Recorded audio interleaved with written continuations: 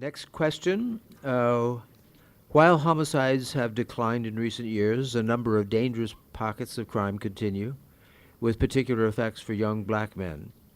What's the single most promising policy for addressing this problem? Mr. Mendelson?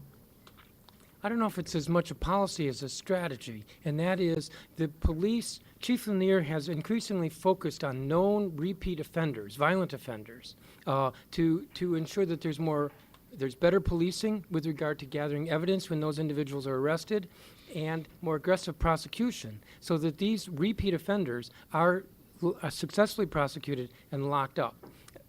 And that, I think, is the single most effective strategy.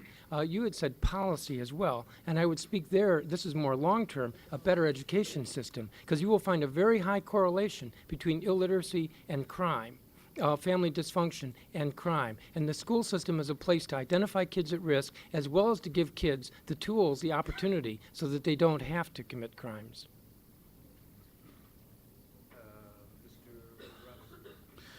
I would agree that education is a huge part of the solution that has to take place, but I would also throw in joblessness and our ability to make certain that we're providing adequate training for folks, vocational training, career-to-work training that would provide alternatives for folks and give them gainful ways to support their families. So to the extent that we can do what we should have done when Maryland and Virginia adopted the Certificate of Career Readiness, we ought to be doing that as well. We were part of the consortium that created the Career Readiness Certificate, but we failed to implement that, and I think that that's one of the strategies that we can implement today. Let me just mention also that I believe that we've got to do something with juvenile crime.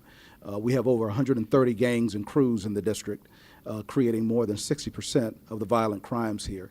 And to the extent that we can do anything, we need to wrap our arms around our young folks and make certain that we're providing meaningful opportunities for them to find alternatives and to join one of these circumstances. Thank you very much. Mr. Ray? Yeah, I would like to say, as someone who has served as a reserve police officer, who has walked a foot beat, and who's ridden patrol citywide, look, there is no doubt in the mind. You go out and talk to folks anywhere in this city, a lot of them do not feel safe in their homes, do not feel safe in their neighborhoods. And that all goes back to education. It goes back to making sure they have the skills and tools necessary to compete in a workforce in this city. Case in point, I was out canvassing the other day, knocking door to door. Young man comes up to me with a brand new Mongoose bike, asked me if I'd buy it for $50. More than just 50, wanted to throw it in the back of the truck.